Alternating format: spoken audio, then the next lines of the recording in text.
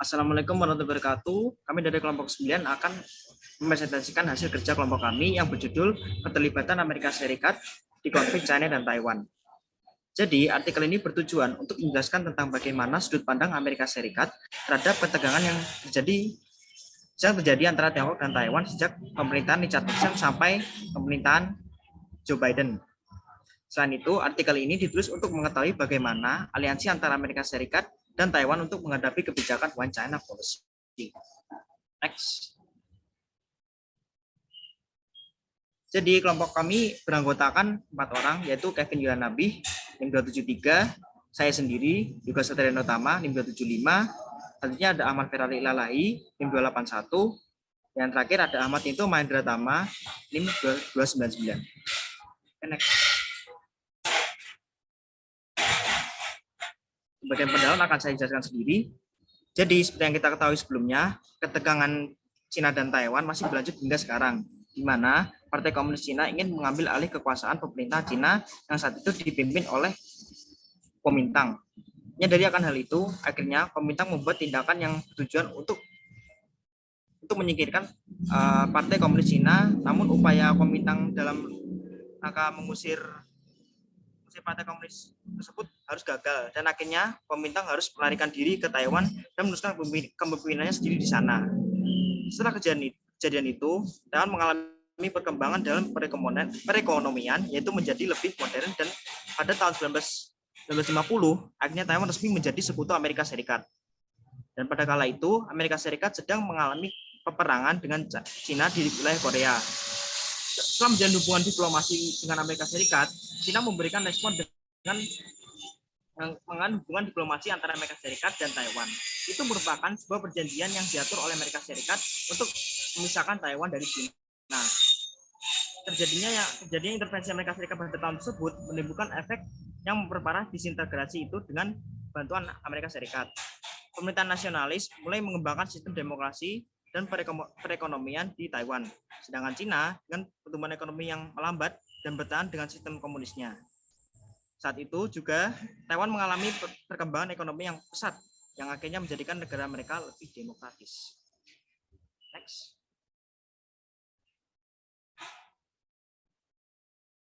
Oke, next. Jadi untuk metodologi akan dijelaskan oleh teman saya.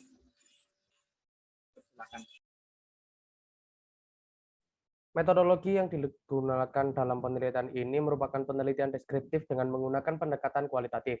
Penelitian ini juga didukung dengan data kualitatif untuk memberikan gambaran yang lebih jelas dalam hal yang bersangkutan dengan konflik Tiongkok dan Taiwan dalam sudut pandang Amerika. Metode penelitian yang digunakan adalah menggunakan analisis kajian studi pustaka, yaitu dengan menggunakan analisis jurnal dan artikel, berita, serta sumber lainnya dalam menganalisis penelitian tersebut. Metode di mana segala aspek harus diamati sepenuhnya, sedangkan hasil analisa datanya berlaku sebagai pengisi bagian yang kurang jelas dan juga memberikan hasil yang valid. Analisis ditujukan untuk menggunakan berbagai teori-teori yang relevan dengan permasalahan yang ada.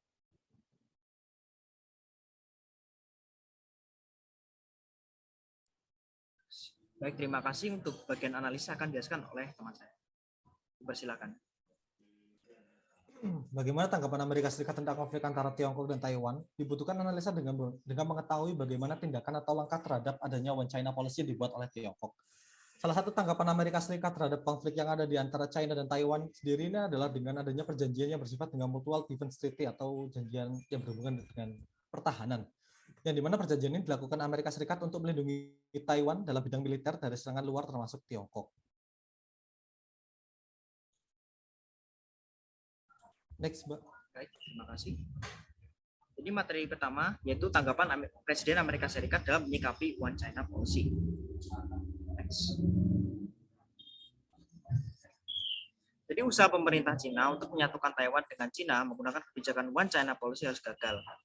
Karena dari awal munculnya kebijakan tersebut, Taiwan sudah memberikan respon untuk tidak akan pernah menerima kebijakan tersebut. Taiwan memandang bahwa One China Policy itu merupakan suatu tindakan yang sudah kuno, membingungkan, dan ambigu.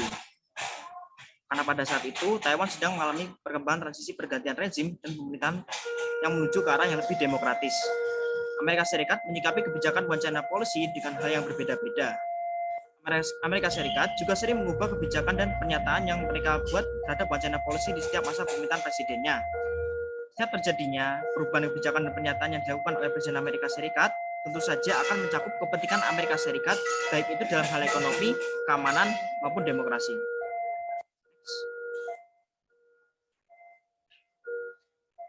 Baik, untuk tanggapan Presiden Nixon akan dijelaskan oleh teman saya. Nah, baik, terima kasih.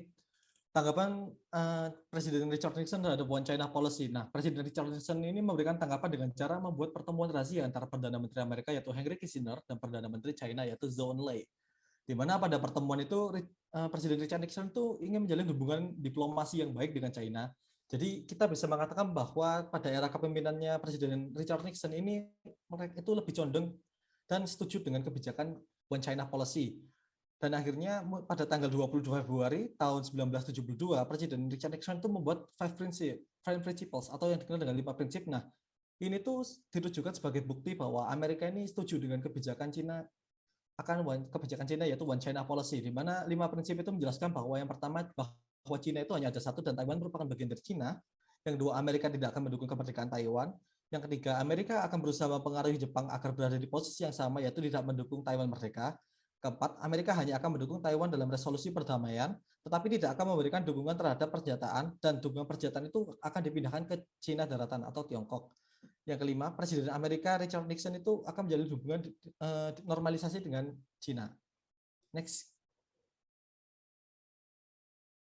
Nah, sedangkan pada era kepemimpinan Presiden Gerald Ford ini, beliau hanya melanjutkan apa yang ada kebijakan yang dibuat oleh Presiden Richard Nixon. Jadi beliau hanya melanjutkan tanpa membuat suatu kebijakan baru, gitu aja. Next. Baik, lalu pada era kepemimpinan Presiden Jimmy Carter, itu Amerika tetap membuat pernyataan bahwa mereka itu masih sepakat mengakui bahwa pemerintah Cina itu merupakan pemerintahan yang sah. Namun ada hal yang berbeda, teman-teman. Dalam pernyataan itu, Amerika itu juga menambahkan bahwa mereka akan menjaga hubungan yang baik dengan Taiwan di masa hubungannya baik ini di masa depan ya. Baik dalam segi budaya, ekonomi, komersial, dan hubungan lainnya tanpa melalui representasi pemerintah yang resmi dan hubungan diplomatik yang resmi. Jadi ini bisa dikatakan bahwa nantinya tuh Amerika ingin menjalin hubungan dengan Taiwan tuh secara tidak resmi gitu.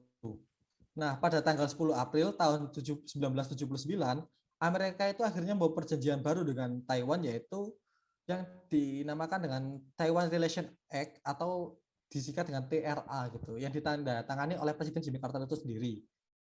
Yang nantinya akan dibahas di materi kedua yaitu tentang perjanjian pertahanan yang dibuat oleh Amerika dan Taiwan gitu. Monggo bisa dilanjut.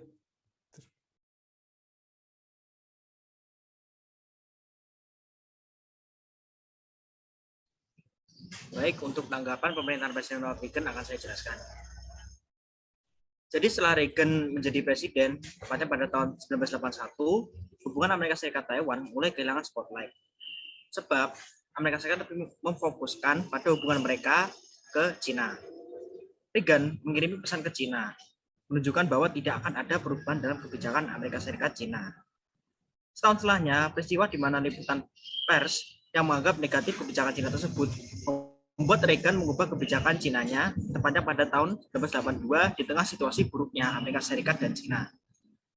Presiden Reagan merilis sebuah kebijakan melalui 3 persyaratan penegasan dan penawaran terkait kebijakan Amerika Serikat ke Taiwan di era yang baru. Di antaranya, yang pertama, berisi sebuah pernyataan pribadi kepada Taiwan bahwa Taiwan tidak semudah itu dikorbankan demi hubungan Amerika Serikat dan Cina. Kedua, Amerika Serikat akan menjalani dan menjaga hubungan bilateralnya dengan Cina dengan memperhatikan tekanan Cina demi mengurangi kerjasama dengan Taiwan, terutama dalam perdagangan senjata, baik secara kuantitatif maupun kualitatif. Yang terakhir, berisi klarifikasi dari Menteri Luar Negeri Amerika Serikat urusan Asia yang beranggapan bahwa pemerintahan Reagan tidak mengubah hal fundamental, terutama yang berkaitan dengan kebijakan Amerika Serikat ke Taiwan bidang perdagangan senjata. Next.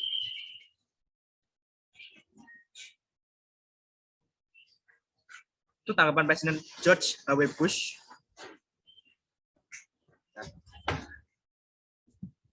Jadi pertanyaan Bush pada tanggal 1 Agustus 1992 bahwa One China artinya Republik Rakyat Cina dengan Taiwan menjadi wilayah administrasi yang khusus pasca unifikasi.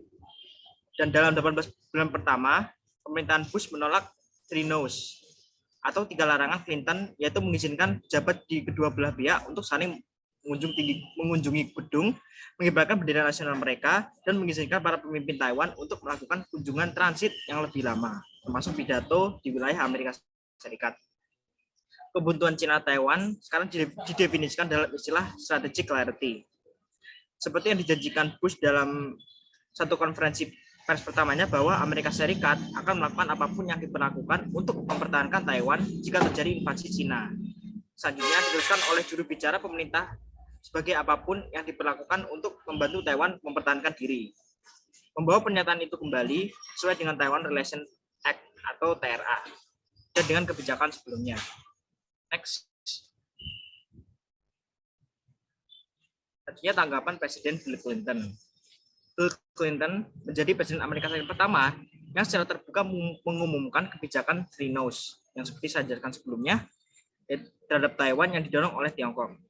Apa saja sih? Yaitu tidak ada dukungan untuk kemerdekaan Taiwan, tidak ada dukungan untuk satu Tiongkok, satu Taiwan, dan tidak ada dukungan untuk keanggotaan Taiwan di badan-badan global di mana kenegaraan adalah suatu persyaratan. Akhirnya pemerintah Taiwan mau tidak mau harus mempertimbangkan opini publik dalam pilihan kebijakannya. Hasil alami dari demokratisasi Taiwan, dan untuk sementara warga Taiwan yang baru diberdayakan tidak memiliki keinginan untuk menantang pemerintah Beijing, sebab mereka tidak tertarik untuk bersatu kembali dan memberi status pariah atau negara yang dianggap tersingkir dalam komunitas internasional Taiwan dalam urusan internasional yang dipaksakan oleh para pemimpin Cina. Next. Baik, selanjutnya akan dijelaskan oleh teman saya. Baik, setelah George Bush Jr. menjadi Presiden Amerika Serikat pada tahun 2001 sampai jabatan 2009 itu, hubungan Amerika dengan Cina pada tahun 2001 ya itu mengalami masa buruk ketika ada pesawat pengintai itu bertabrakan dengan pesawat jet Cina di Laut Cina Selatan. Bahkan masyarakat Amerika yang di luar itu lebih kebanyakan juga itu mendukung demokrasi Taiwan daripada Taiwan ikut menjadi negara menjadi bagian dari Cina. Dengan begitu itu Cina dan Amerika mengalami instabilitas dalam hubungan mereka. Namun, Bush dalam langkahnya melakukan beberapa perubahan di mana itu Bush melakukan penyimbangan dalam menanggapi One China Policy. George Bush berkata bahwa dia akan melakukan apa saja secara militer untuk mempertahankan Taiwan. Namun, bukan berarti kalimat Bush itu secara terang-terangan mengubah kebijakan Amerika di One China Policy seutuhnya. Bush juga tidak menunjukkan dukungannya dengan Taiwan ketika melakukan kunjungan kerjanya di Cina. Dengan begitu, Bush tidak terlalu menyinggung berat Cina yang akan berakibat dengan rusaknya hubungan Amerika dengan Cina lagi. Bush juga lebih imbang dalam menanggapi masalah Taiwan juga. Dalam pertemuannya dengan Hu Jintao, Bush meyakinkan Cina dalam pertemuannya bahwa Amerika akan tetap mempertahankan One China Policy di Amerika. Penyimbangan kebijakan itu bukan berarti Bush memilih bermain netral dalam kasus One China Policy. Bush melihat Cina sebagai saingan dalam hal ekonomi global sendiri. Bush mencoba untuk menaikkan pengaruh Amerika di Asia Timur, namun juga mempertahankan hubungan baiknya dengan Amerika. Dengan begitu, pemerintahan Amerika bisa mempertahankan tujuan mereka dan juga mempertahankan hubungan Amerika dengan Cina. Seperti itu untuk George Bush. Selanjutnya,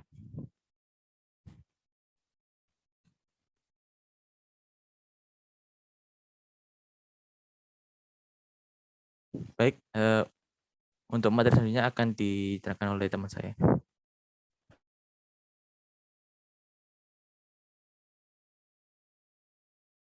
Oke, terima kasih atas waktunya. Nah, sebelum terpilih menjadi Presiden Amerika Serikat ke-44, Obama menyebutkan sesuatu yang mengejutkan pada saat kampanye, yaitu Obama mengatakan bahwa Amerika Serikat tidak memiliki kewajiban atau tuntutan untuk menjaga, membela, dan mendukung pertahanan Taiwan. Dalam kampanye tersebut, Obama juga mengatakan bahwa saat terpilih nanti, Amerika Serikat akan menjadi mediator atau penengah antara militer Taiwan dan Tiongkok. Hal tersebut cukup mengejutkan berbagai pengamat politik yang mana dengan melihat sikap yang diambil Amerika Serikat yang sedari dulu adalah tidak mau ikut campur dalam urusan konflik apapun antara Taiwan dan Tiongkok, sekalipun sebagai penengah antara konflik kedua negara tersebut. Bahkan, Obama juga mengatakan bahwa Tiongkok merupakan salah satu negara partner yang dianggap lebih penting bagi Amerika Serikat daripada Taiwan. Setelah diangkatnya Obama menjadi Presiden Amerika Serikat, pemerintahan Amerika Serikat di bawah pimpinan Barack Obama ini dapat dikatakan cenderung lebih memihak kepada Tiongkok dengan adanya penunjukan Dewan Penasihat Kebijakan yang pro akan Tiongkok. Penasihat tersebut adalah Zbigniew Brzezinski yang mengatakan bahwa Taiwan adalah salah satu negara yang menghalangi Amerika Serikat dalam berhubungan dan menjalin hubungan dengan Tiongkok. Nah, pada masa pemerintahan Barack Obama periode kedua, yang sebelumnya lebih condong ke arah Tiongkok, memutuskan untuk menjauh dan lebih mendekatkan diri dengan Taiwan.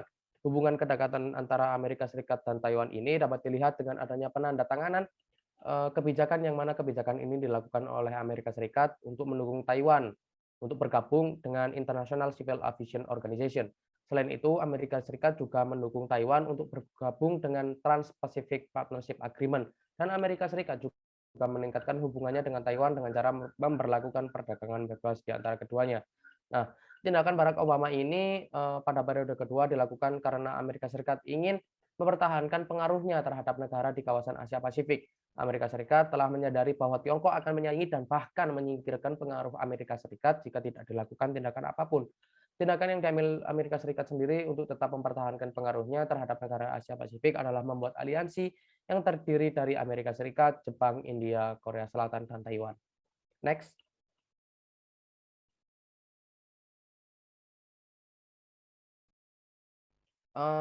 Tanggapan Presiden Donald Trump. Nah, sebelum Donald Trump dilantik sebagai Presiden Amerika Serikat pada Januari 2017, Trump melakukan pelanggaran norma diplomatik pada bulan Desember 2016 dengan menerima telepon dari Presiden Taiwan secara pribadi.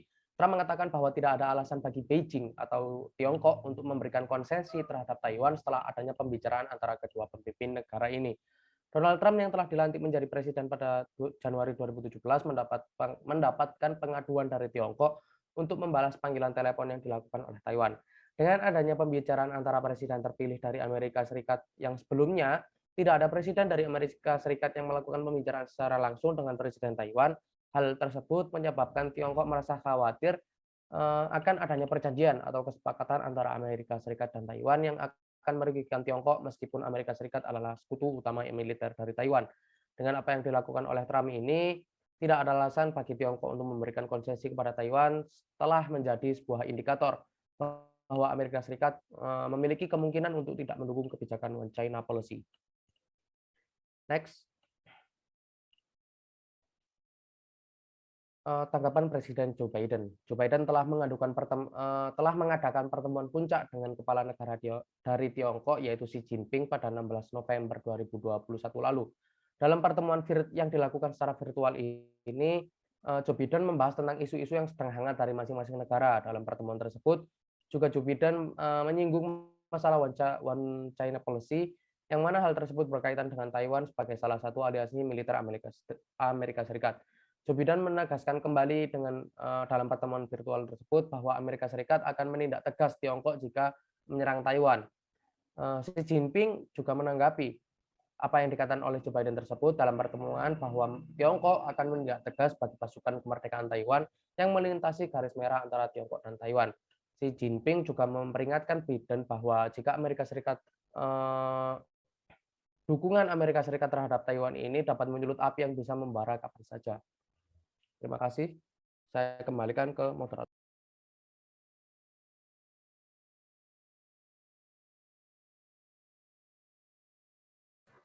Baik, terima kasih. Mohon maaf jika saya tidak terdengar. Jadi untuk materi selanjutnya, kejadian apa aja sih yang dibuat oleh Amerika dalam rangka untuk membantu Taiwan di konflik China dan Taiwan? Next. Jadi kejadiannya diantaranya ada satu Flying Tiger, Military Assistance Advisory Group atau MAAG, selanjutnya ada Taiwan Relations Act atau TRI, dan selanjutnya ada Six Assurance. Untuk bagian ini akan dijelaskan oleh teman saya. Ya, terima kasih atas waktunya. Perjanjian antara Amerika Serikat dan Taiwan dalam bidang militer ini telah terjadi sejak Perang Dunia Kedua. Seperti halnya pada tahun 1941 hingga 1942, Amerika Serikat yang mengirimkan bantuan kepada Taiwan berupa bantuan militer. Bantuan militer tersebut dikirim melalui The American Volunteer Group atau bisa disebut sebagai Flying Tiger. Bantuan Amerika Serikat ini dilakukan untuk membantu Taiwan melawan Jepang, yang mana ini dilakukan Amerika Serikat untuk menekan persebaran ideologi komunisme, terutama di kawasan Asia Pasifik. Bantuan Amerika Serikat ini dapat dikatakan membuahkan hasil yang memuaskan bagi Amerika Serikat dan Taiwan. Di bawah pimpinan pensiunan Korps Udara Amerika Serikat yang bernama Clearly Channel, Flying Tiger telah menembak jatuh pesawat Jepang sebanyak 229. Di samping itu, Flying Tiger hanya kehilangan 14 pilot dan peperangan melawan Jepang tersebut. Dan hal inilah yang menjadi awal dari perjanjian kerjasama antara Amerika Serikat dan Taiwan di masa depan. Terima kasih. Saya kembalikan ke moderator.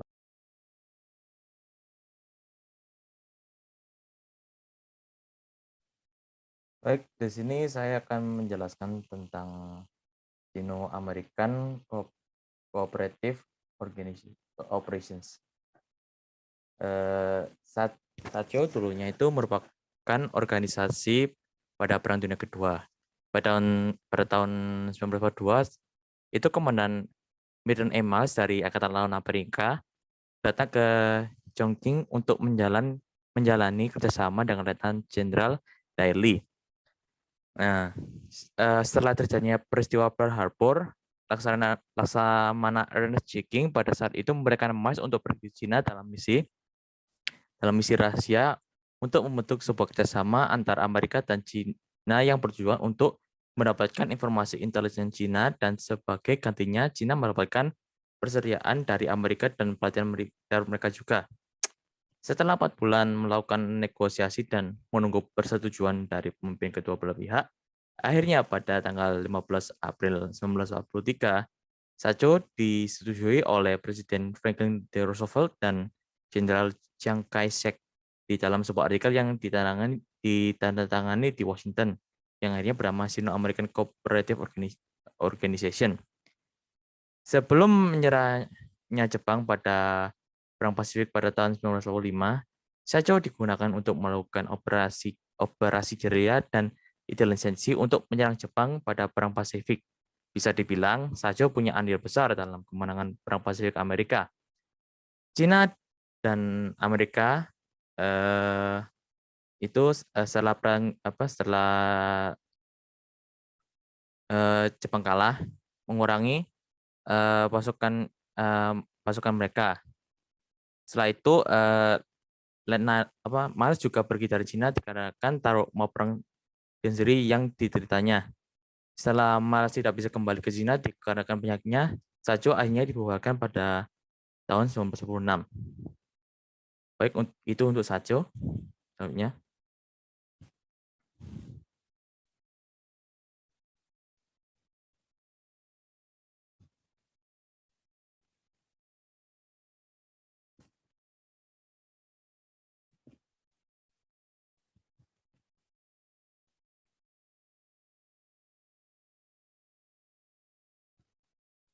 Baik, selanjutnya.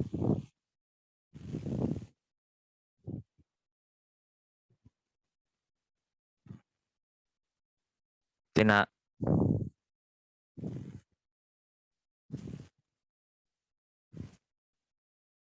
Oke.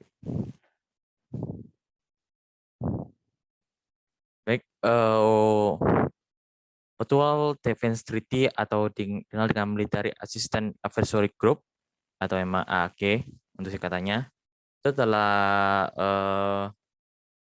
antara Amerika Serikat dan Cina dalam negosiasi di Washington selama Oktober dan November pada 1944, ditangani oleh Menteri Luar Negeri Dulles dan Menteri Luar Negeri Ye pada 2 Desember dan diserahkan ke Senat untuk diratifikasi.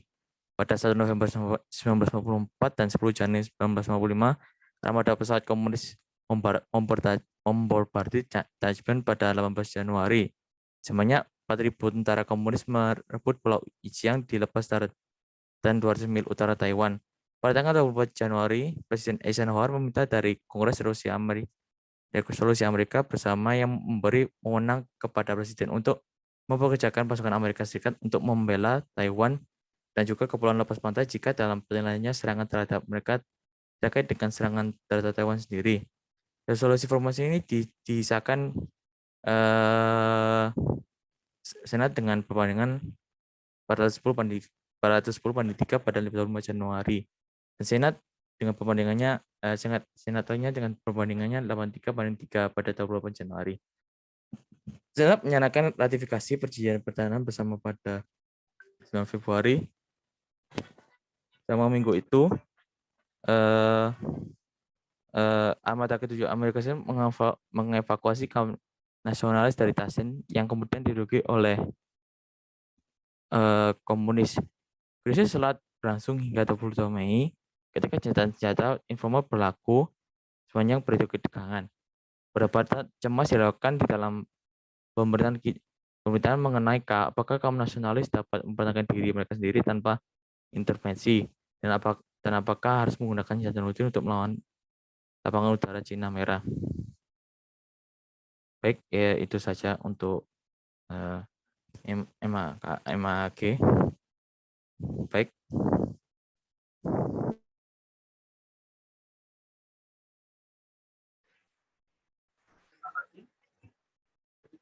Taiwan Relations Act atau TRA.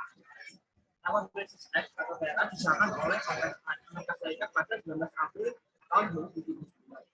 Karena isu Taiwan yang sedang berada dalam hubungan Cina Amerika. Di dalamnya terdapat undang-undang yang menunjukkan bahwa Washington akan mempertahankan Amerika Serikat untuk menolak setiap upaya paksa atau bentuk lain dari kuasa yang akan membahayakan keamanan sosial maupun ekonomi dari orang-orang di Taiwan.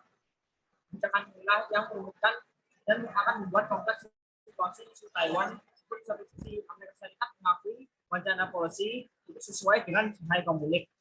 Tapi berdasarkan amanat Taiwan Relations Act bahwa di sisi lain Amerika Serikat memiliki kewajiban untuk melindungi Taiwan. Next. Dan terakhir ada Six Assurance yang akan dijalankan bersama. Baik, terima kasih kepada Mas Yoga Satria. Nah, Six Assurance itu merupakan bisa dikatakan suatu perjanjian tidak langsung dibuat oleh Amerika, teman-teman. Six Assurance itu muncul karena Presiden Ronald Reagan itu merasa prihatin dengan perjanjian yang dibuat oleh Amerika dan Cina pada komunike Shanghai. Nah, yang akhirnya Presiden Ronald Reagan itu membuat langkah dengan memberikan pasal memo rahasia yang disampaikan langsung kepada Kepala ASEAN Institute Teknologi yang bernama James Lilley. Pada pesan memo itu berisi tentang bahwa Amerika akan membuat 6 jaminan terhadap Taiwan atas nama presiden itu sendiri. Yang pertama, Amerika tidak akan mengatur tanggal untuk mengakhiri penjualan senjata kepada Republik Cina atau Taiwan. Yang kedua, Amerika tidak akan membuat konsultasi atau meminta pendapat kepada Republik Rakyat Cina tentang penjualan senjata ke Republik Taiwan. Yang ketiga, Amerika tidak akan memainkan peran mediasi antara Republik Cina dan Republik Taiwan. Amerika juga tidak akan merevisi undang-undang hubungan dengan Taiwan.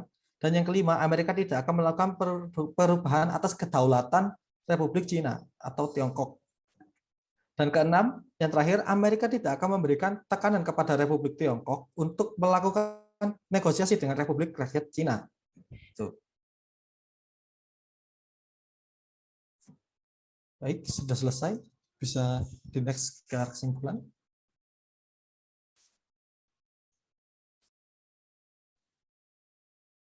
Baik, kesimpulan dari presentasi kami, konflik antara Tiongkok dan Taiwan merupakan salah satu konflik yang telah terjadi selama beberapa dekade hingga saat ini.